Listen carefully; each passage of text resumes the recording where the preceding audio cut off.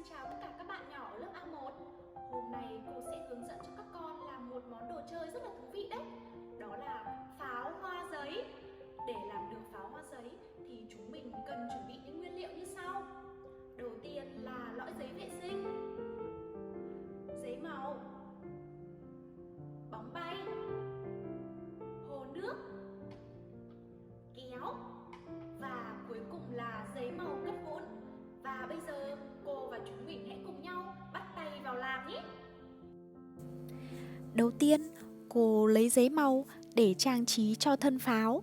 Cô lấy hồ, quét hồ lên mặt trắng của giấy màu, rồi miết sao cho đều hồ lên mặt giấy màu. Cô dán giấy màu lên thân pháo, dán sao cho kín hết thân pháo. Tiếp theo, cô lấy giấy màu, cắt giấy màu sao cho thành các mảnh dài, nhỏ. Rồi sau đó, cô cắt vụn chúng ra cho thật bé.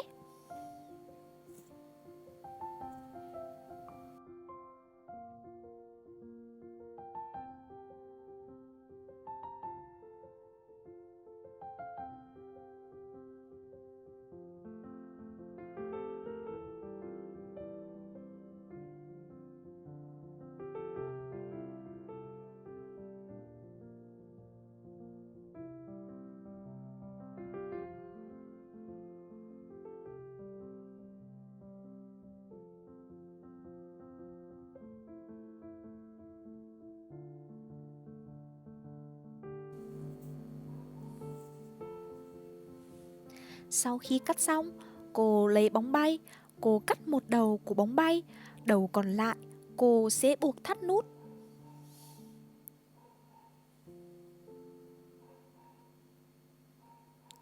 Cô dùng tay kéo đầu bóng bay cô vừa cắt ra và chùm vào một đầu của lõi giấy vệ sinh.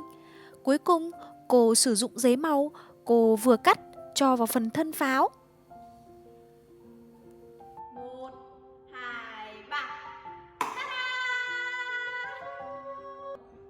Các con có thấy thú vị không nào?